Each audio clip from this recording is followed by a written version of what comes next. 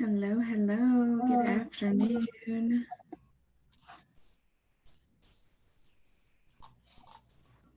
Just going to give everybody a chance to get in and get connected to audio so that everybody can hear.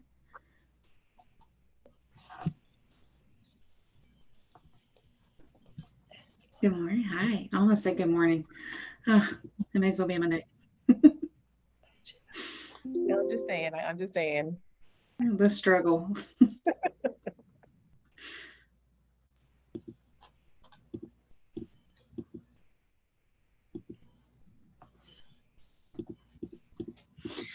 right, so we still have quite a few people coming in the waiting room, so I'm going to give it just a minute before we start. Obviously, as you heard when you came in, this meeting is being recorded. We record all of these series and post them up on our website. So that one, you can go back and rewatch it, or two, you can share it with your leadership team, share it with your principal, kind of no matter where you are in your journey, you'll be able to go back and watch this information.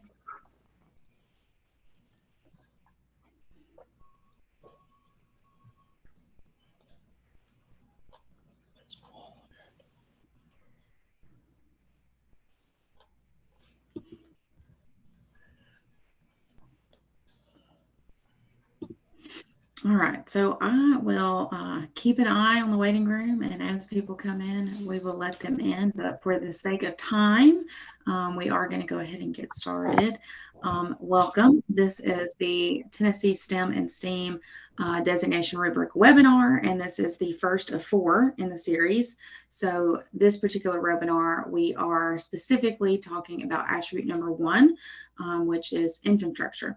So this series will go starting today, will be every Thursday until I think it's October 4th, I think is the last one. But it goes every Thursday until then, and we take each attribute and we kind of break it down. We talk through it. We look through the rubric together.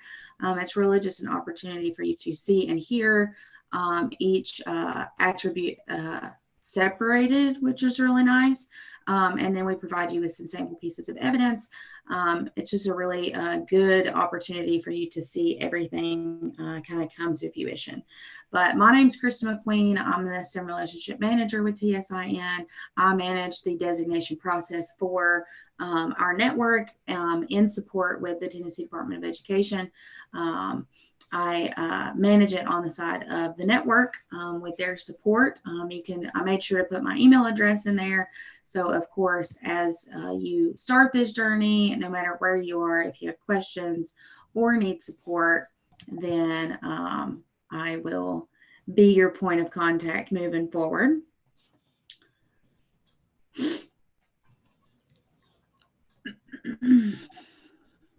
All right, so we're going to be jumping in today, like I said, to the first attribute. If you've had an opportunity to look at the designation process has 5 different attributes, and the first one is infrastructure. Infrastructure really is the foundation of the entire process. It's really the backbone, the skeleton, whatever reference you want to put to it. It's really about those people, our leadership, and all of those different stakeholders and different initiatives that we need to have set in place in order to keep everything kind of running smoothly. So infrastructure really focuses on the leadership team. It focuses on community members and stakeholders, and of course, our STEM action and sustainability plan.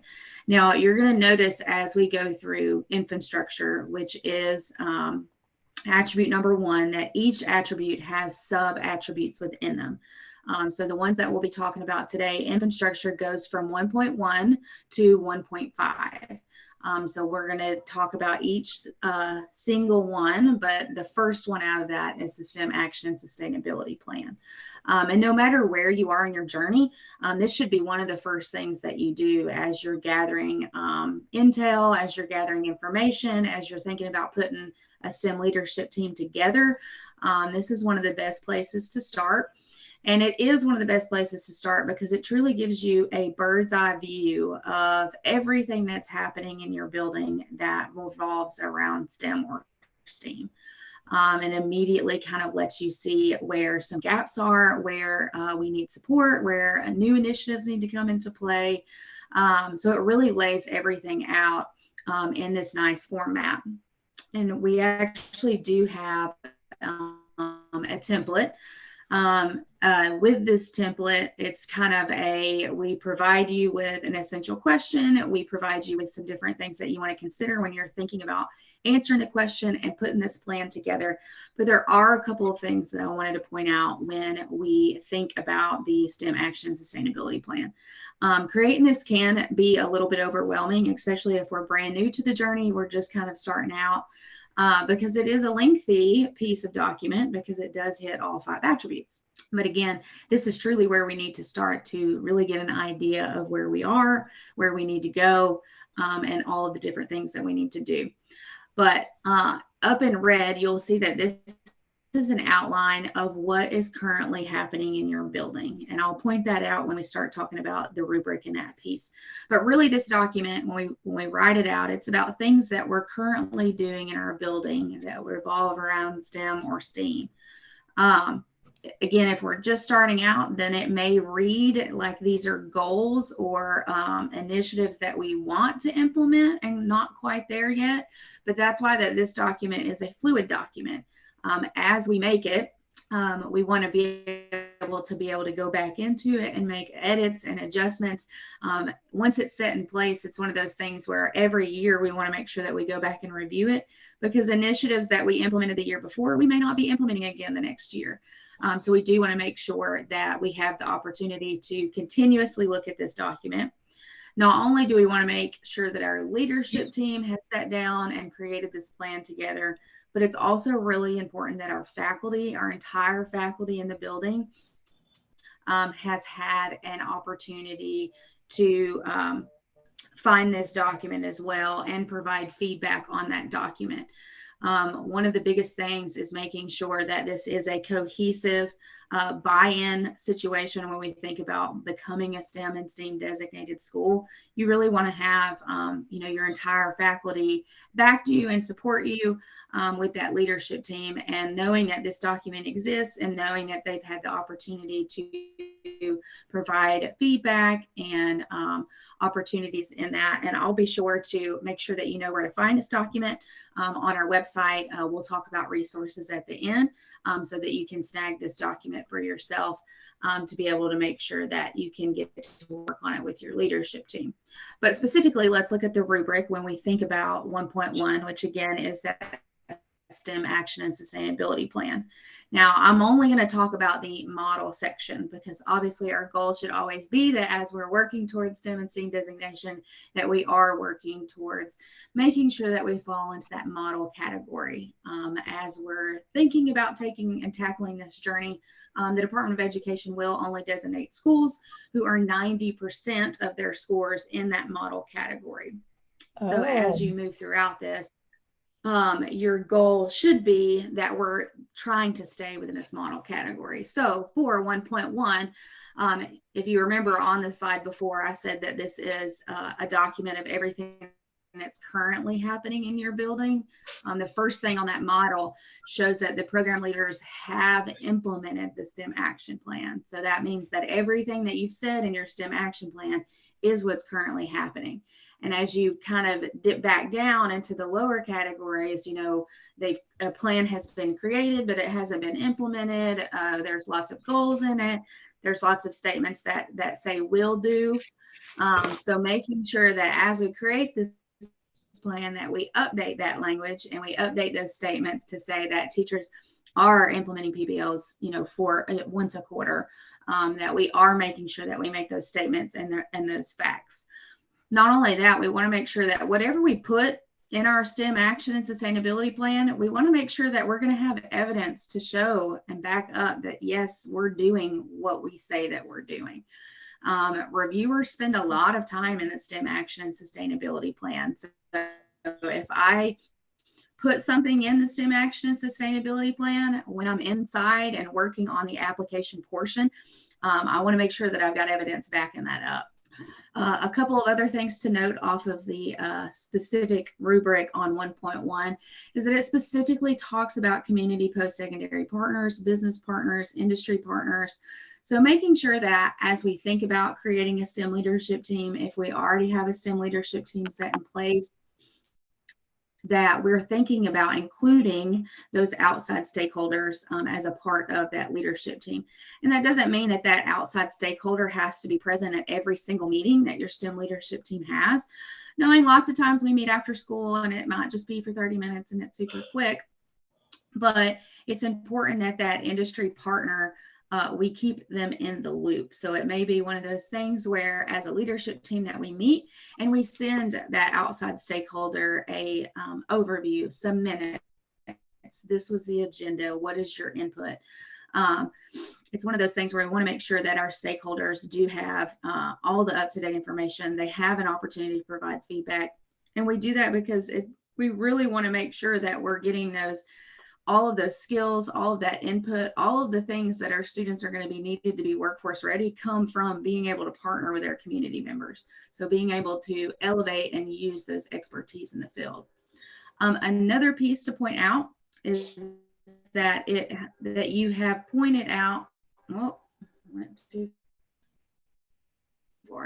you've pointed out how this action plan can be set in place if a leadership change were to happen. Now, here's the thing. Leadership changes happen often. Teacher turnover happens often. That is just the day in the world that we live in. But as those things happen, we want to make sure that whomever comes in, they're able to pick up this plan. They're able to pick up wherever the school has left off and be able to pick it up and seamlessly continue driving this work forward.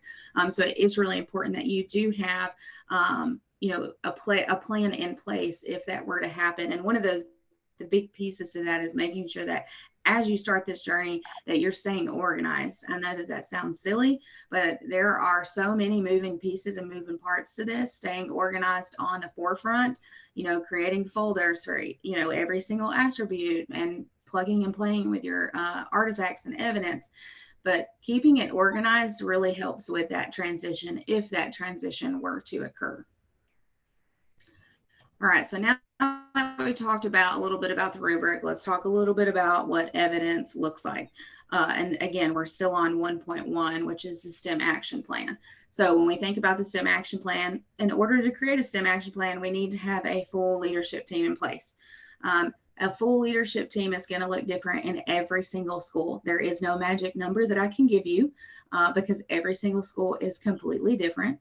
Advice that I can give you is to make sure to have a variety of folks represented on your STEM leadership team, whether that's someone from every grade level or every subject area.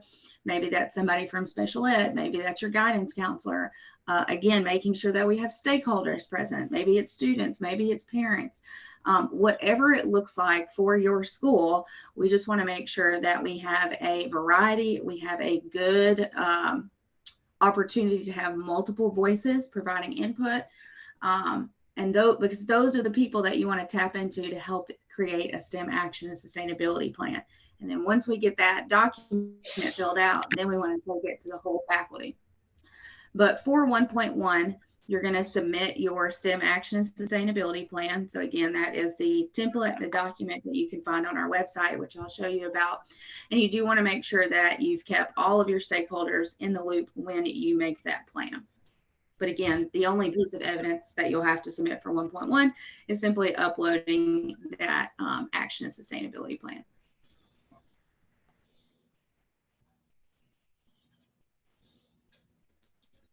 All right, let's move into 1.2, which is our leadership team. Now, when we think about this piece, as we think about starting this journey, we can't already have this mindset or assume that our teachers are just automatically going to know what to do. Unless this is something that we have consistently been doing over the last several years. This type or this way of teaching is going to be different for our teachers. And we can't ask them to do that unless we, as a leadership team, have also had professional development, if we've also done the research, and we have all of these things to help back and support our teachers as they also start this journey. So this piece is really focusing on that leadership team that we just talked about in the STEM Action Sustainability Plan, rounding that out and making sure that we have an opportunity for all of our staff members to engage. Again, we're only going to focus on the model because we need to get at least 90% for the department to be able to recognize you as a designated school. This is straight out of the rubric for 1.2. It says that the school leadership engages all staff members in the development and decision making regarding the STEM Action and Sustainability Plan. Great. That's exactly what we've been talking about. We've been talking about how important it is for the leadership team to, one, create the STEM Action and Sustainability Plan, but then get it in front of the faculty and make sure that they've had the opportunity to provide input and feedback on it. This is a super easy lift. You can do it in a faculty meeting. You can print it out, put it on every single table, pass out some Post-it notes, and ask teachers to give you feedback. You can do it in a PLC meeting. You can do it in a grade level meeting. Split it up in all kinds of different ways. Either way, we want to make sure that the staff has had buy-in on this. They've been able to have input and they've been able to have feedback. No staff member can say that they didn't provide support and feedback on this initiative. And so that's important for the leadership team to do that. It also says the school leadership team has an articulated process for staff members to give input and feedback.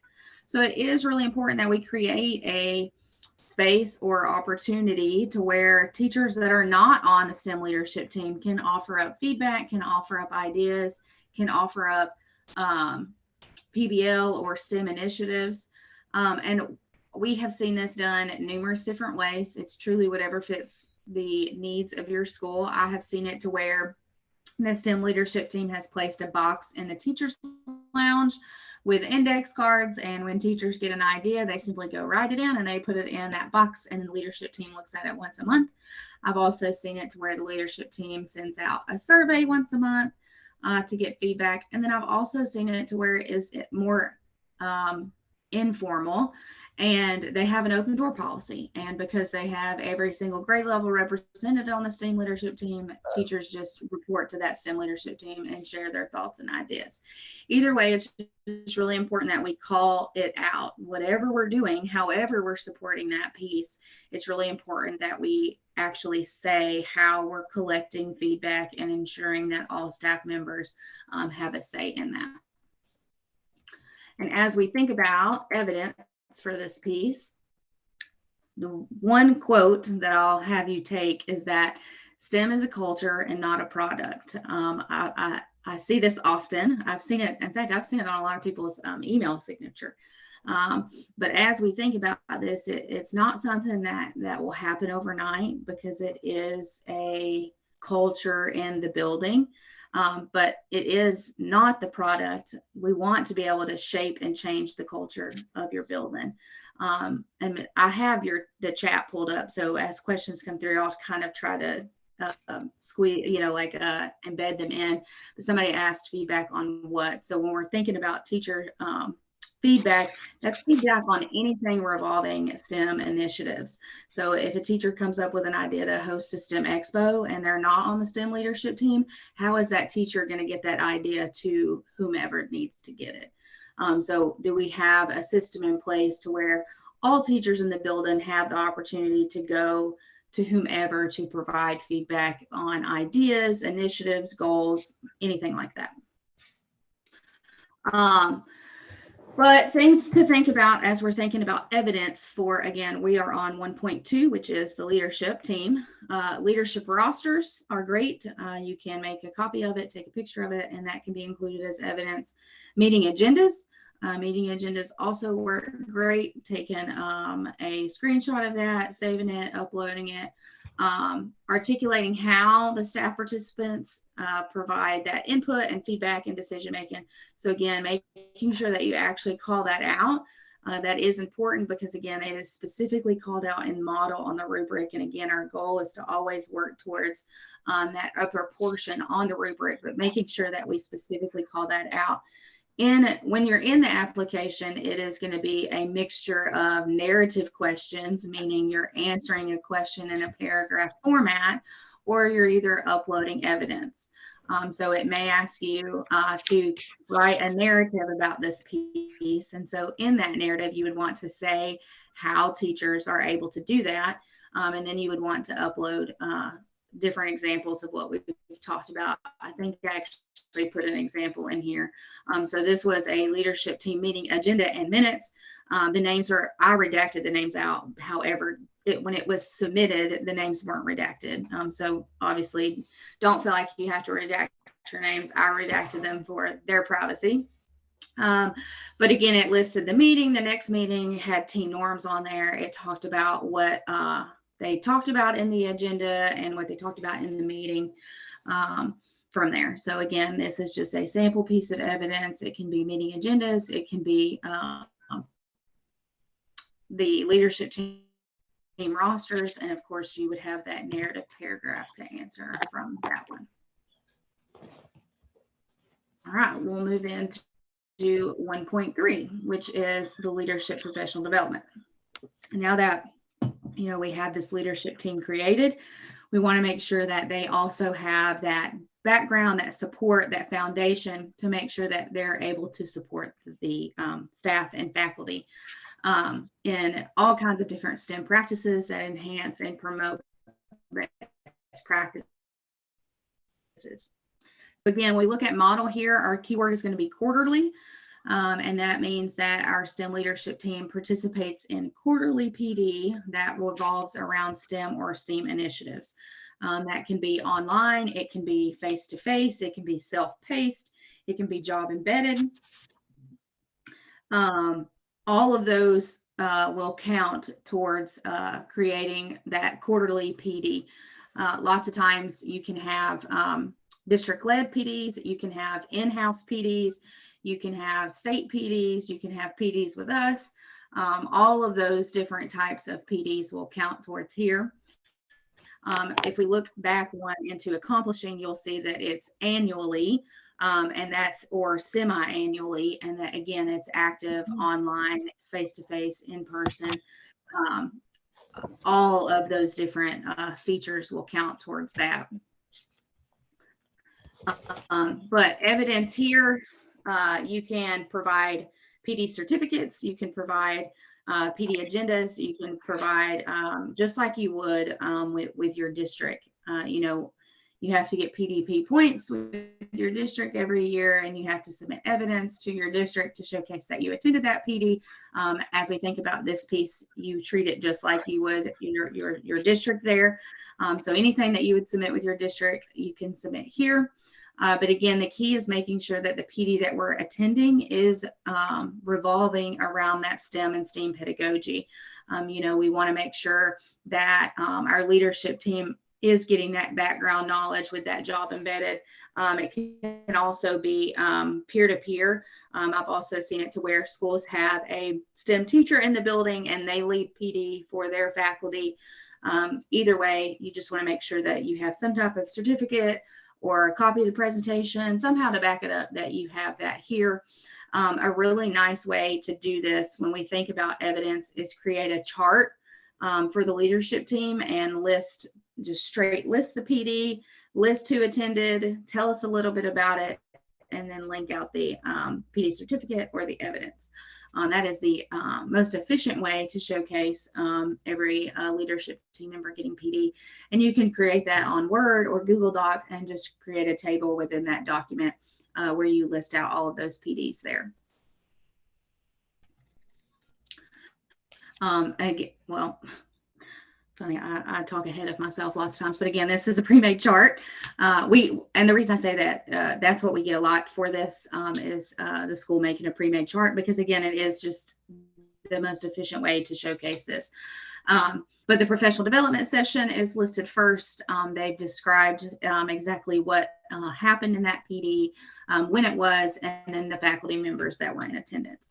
So again, that is a quick, easy, efficient way that even if they toured other STEM schools across the state, that can also be considered PD when we work with other schools that are already in the network. All right, so we'll move into 1.4, which is school environment. So here, this is really all about showcasing how your students are kind of honing in on those 4 C's. When we think about that, critical thinking, the collaboration, the communication, it's really thinking about how we've set up our building to support that, and so that our students are being able to showcase this collaborative drive when they're conducting project or problem-based learning. So when we look at the rubric, there are lots of different environment, but again, we're only going to focus in this model section here, and it says classrooms are designed for collaborative work. So that's when we think about our classrooms, are our desks sitting in a row and everybody's facing the board? Are they movable? Are we able to put them in groups very quickly to show that they can collaborate as a group? Are there tables? Do we have flexible seating? Thinking about how the classroom itself is designed, and is it designed for an inquiry base, an opportunity for our students to quickly be able to collaborate together and work together. The second piece is additional spaces. Additional spaces that we have identified within our school building that students can also utilize to collaborate. This could be an outdoor space. This could be a greenhouse. This could be a picnic table that just sits outside. It could be an open field that you let students go out and collaborate and explore in. It could be an empty classroom that doesn't get used. Thinking about, are there additional spaces in your building that maybe aren't being utilized but could be utilized to be able to show that students have spaces outside of the classroom to also use to collaborate. The third section of that is virtual learning, is used to connect students and teachers to bring in outside STEM or STEAM expertise. So when we think about this piece, we've seen like the Skype the Scientist, we've seen Zoom, we've seen the Teams, but we've also seen where students are connecting via email with different stakeholders or community members working on different projects. How are we providing that virtual learning piece? Obviously, COVID made this a super natural piece, but as we have since moved past that, have we completely dropped that virtual learning piece, or are we still utilizing technology in a way that also supports being able to bridge that gap of outside STEM expertise into our students? So thinking about how we can incorporate that virtual learning piece. Classroom locations facilitate the integration of STEM and STEAM content and teacher collaboration. So again, this is just thinking about, are our classrooms, I'm sorry? Robert, did you have a question? No. Okay, sorry. This is thinking about, are our teachers and our students able to collaborate in a space that promotes that? And then, of course, as we think about those 21st century learning skills, as we think about those 4Cs, really the school environment is all about showcasing how your building is set up, how it supports that inquiry-based learning, and how it supports that collaboration.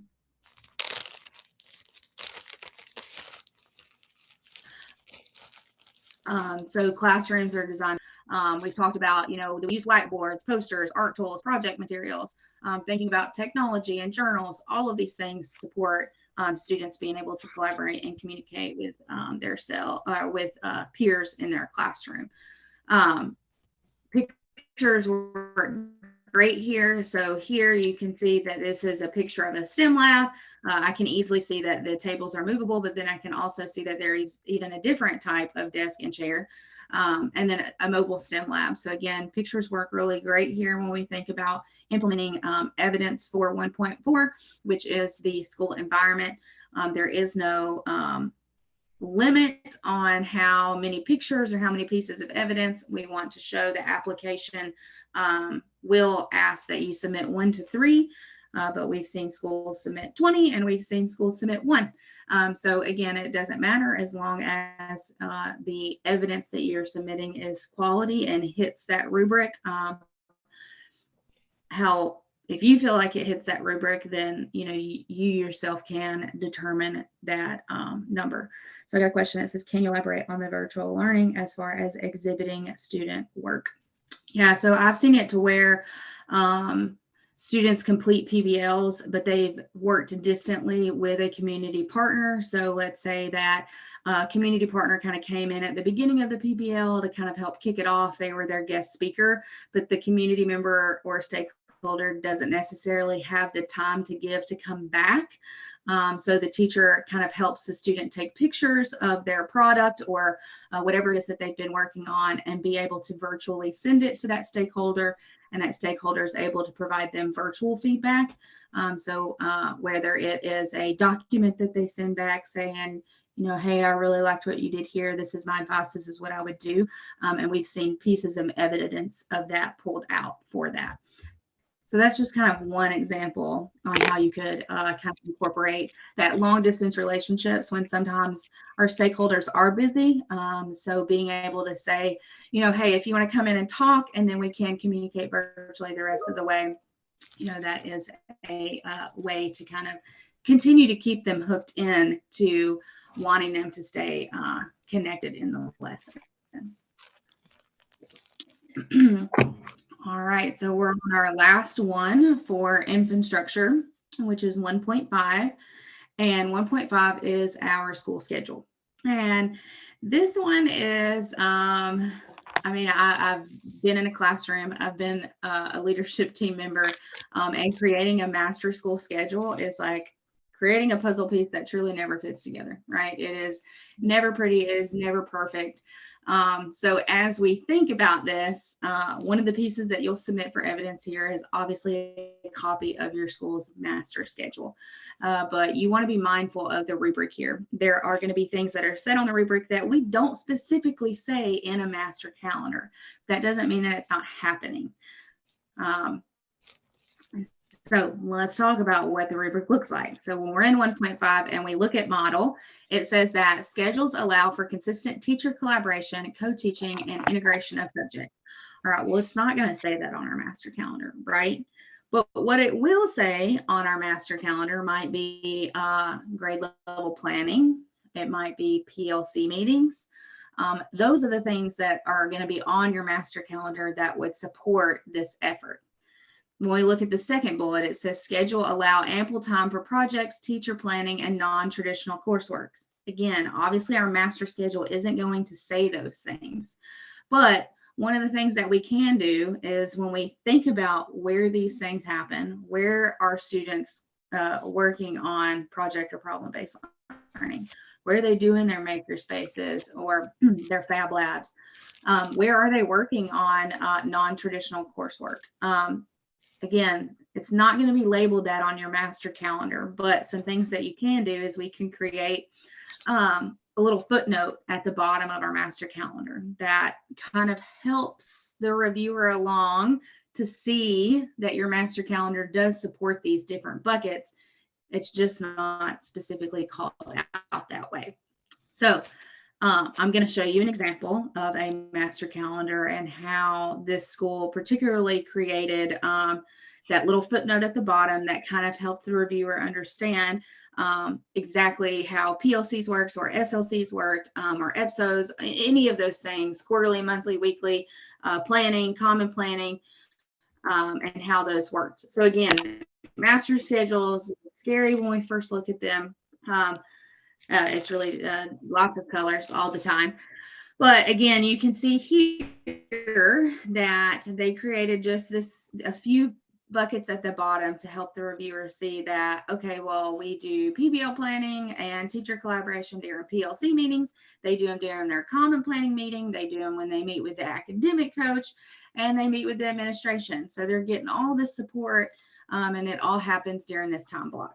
They use data to drive instruction. So again, they kind of just went that extra step to say, this is what they're doing during this time block. Again, when you look at different buckets up here, the red buckets, it talks about during their STEAM blocks, they're specifically longer to allow for more collaboration and integration instruction or project-based learning.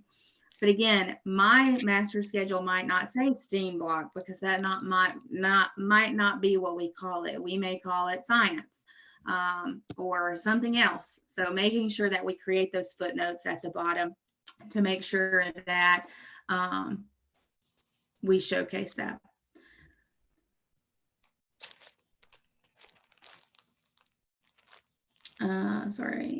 Did you speak to evidence of a culture of inquiry and creativity in every class? So 1.4. All right, I'll go back to that one. Let me finish this one out. Or we're almost finished. So then I'll kind of go back and think about questions, and we can talk through all of these things. Because yes, a high school schedule is going to look completely different, right? High school is going to be in block schedule, or high school is going to be have different types of subjects. It doesn't have to just, you don't have to just submit a master calendar. If our special area teachers have their own specific calendar, if our freshmen are on a CTE or STEM pathway and they have a specific calendar or a specific schedule, again, you can upload as many schedules as you like to support all of these different pieces of the rubric. The master calendar would just be the most natural, assuming that everything is kind of plugged in there at some point. But again, every building and every school is going to work just a little bit different, but it is just making sure that we can showcase, one, that teachers have ample time to collaborate at some point. And again, that's going to look different. Some teachers don't have common planning time, but they have PLC time, or some teachers in the same subject are the only ones that have the same planning time. So again, that's going to look different. It's just making sure that we call that out. And again, when we think about students working on non-traditional coursework, that could be things like them attending a career fair, or them working a STEM competition in school. These things can happen in school, or we think about a pep rally. That's a non-traditional activity. Are there opportunities for that? I'm sorry. Sorry, I felt like somebody was talking, but I didn't hear the question. If it was a question, I'm sorry. But schools do have the opportunity to choose whether you want to be a STEM school or whether you want to be a STEAM school. And I really, after I put this here, and after we talked through this, I should have put it at the forefront, right? And I didn't. I apologize for that. But integrating the A, we try to provide you with examples after. Sorry, I was looking for my next button. We try to provide you with examples in the rubric at the A. But my take, especially as a reviewer, if we're implementing STEM, we're implementing STEAM. Like to me, they go hand in hand. To me, they naturally happen. To me, a lot of times our regular traditional classroom teachers just aren't familiar with art standards or theater standards or any of those things. And it's kind of taken the opportunity to familiarize them with that, because lots of times I can easily plug into an art standard in a PBL that I've created for my third graders. And lots of times teachers just aren't familiar with those. But you want to make sure that you do have evidence to support that A, as you think about going through all of the attributes. So thinking about your STEM action plan, do you have a stakeholder that has a background in that is able to help support that? Is your art teacher or your theater teacher or your PE teacher, because we can do dance and rhythm and PE, are they a part of the STEM leadership team? As we think about the STEM action plan, leadership team, professional development, like making sure that we include those folks who have a hand in the arts on that too, because they're going to really help drive infrastructure for this particular piece. Especially, we talked about how infrastructure, this is really your backbone. This is all the little pieces that need to be set in place in order to, drive the rest of this rubric and the rest of these attributes forward. We've got to have the STEM action plan in place. We have to have a leadership team set in place. We have to have all of these pieces put together before we can really continue driving this work forward. So to get that A, we want to make sure that, especially if we're not the expert in those fields, we want to make sure that we have those experts in our building and that they're represented on the STEM leadership team so they can kind of help us identify the initiatives and needs that we do need to be implementing to hit those aids. And what can, you know, in a PLC meeting, can we make sure that our teachers know where to find the art standards or know how to familiarize themselves? But 9 times out of 10, if your teachers are already creating PBLs, they can easily go through and attempt to find, or easily, seamlessly find an art standard that can support that. All right, so I want to make sure that you know how to find the designation page because it is separate from our main website. So I kind of just screenshotted our resource page here, but I am going to quickly take you to it just right before we start recording, and then I'll make sure that we stay on for any type of questions. But I'm going to come out of this one real quick. So our website, and I'm even going to throw it in the chat for you, but our website is tnstemdesignation.org. And when you're here, obviously this is where our webinars are, and this one will actually change to recorded, and you'll actually be able to pull the recording from here once we go there. But this kind of walks you through the process. But anyway, you can take the opportunity to explore that. What I wanted to show you was our resources page. Our resources page is going to be packed full with information for you. The first thing that you're going to find is our rubric. The STEM and STEAM designation rubric is there. As we think about, you know, who we want to be a part of the STEM leadership team, community members are going to be present throughout the entire rubric. So we provide you with a sample partnership form.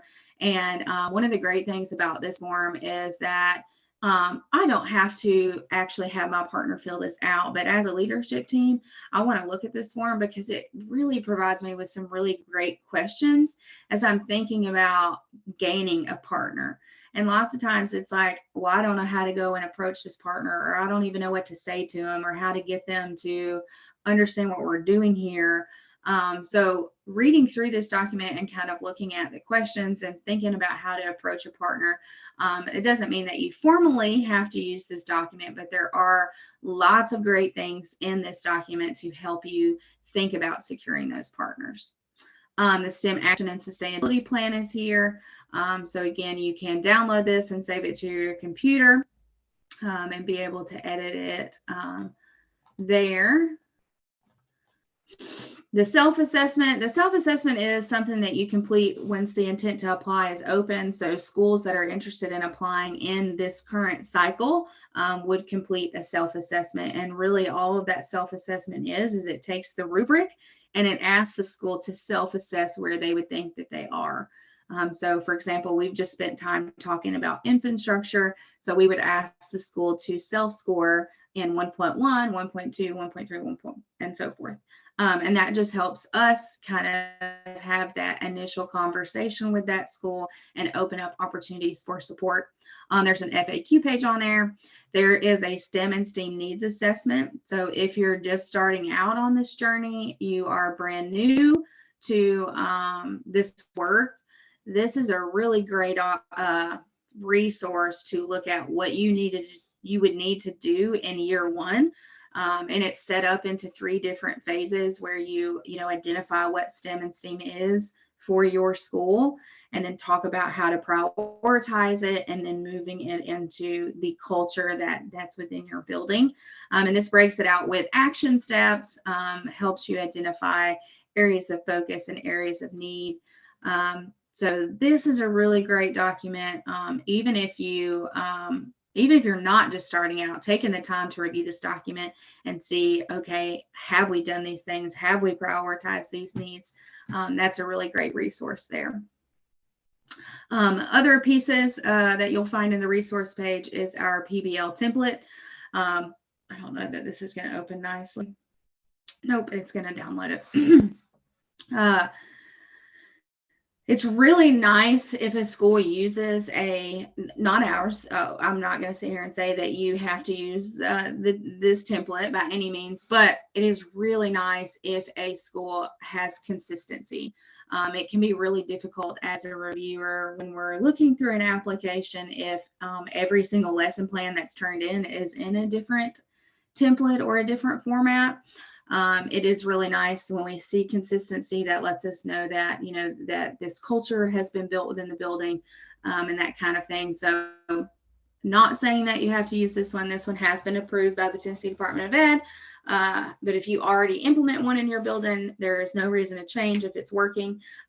Maybe just taking a peek at this one and seeing if there are any structures or pieces that you may be missing if you have a current one.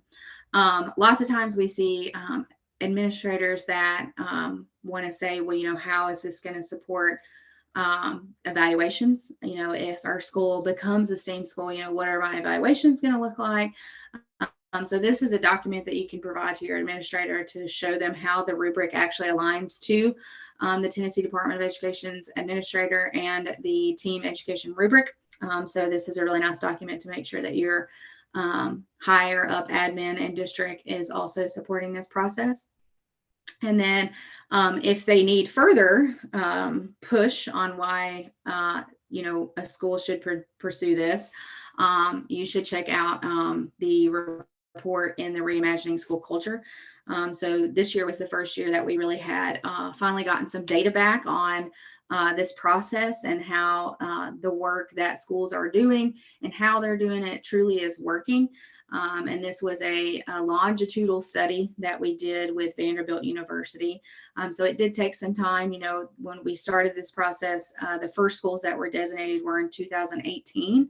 And so now we're in 2023 and we have 114. We started out with 15. So this process has come a long way, and it's really nice that we do have some actual data points to showcase that this process is successful. It does change students' lives. So if you have the opportunity, you can review that there. All of our recorded webinars, again, our new series is currently happening. So these are old series. But our designation guidebook is here as well, which this is a really great document to kind of sit down with your STEM leadership team and walk through. This is basically everything in a nutshell. It provides you with a suggested timeline, eligibility criteria overview, STEM versus STEAM, and provides you with resources on that. So this is just a really good extra resource to really dive into with your leadership team. It kind of walks through each component and kind of talks through what it looks like, in some examples and evidence in that. So I just wanted to make sure that you had the opportunity to know exactly how to find this website. Sometimes it can be tricky, but even though I put it in the chat, I just want to show you how to get to it just from our normal website. So our normal website is tsin.org. If you've never checked out our website, you should. It is packed of free resources. But to get to the designation page here, I'm on our home page. I'm going to just slide down, and designation is that first button there, and then it will automatically take me to the tnsteamdesignation.org. All right, I'm going to go round us out, and then we can hang on for questions. All right, so we went through the research page together. September 21st, same time, we're going to be talking about attribute 2, which is curriculum and instruction. And again, I'm going to roll back to my email real quick just to make sure that you have an opportunity to snag that if you need it. And I'm going to go ahead and stop recording, and then you feel free to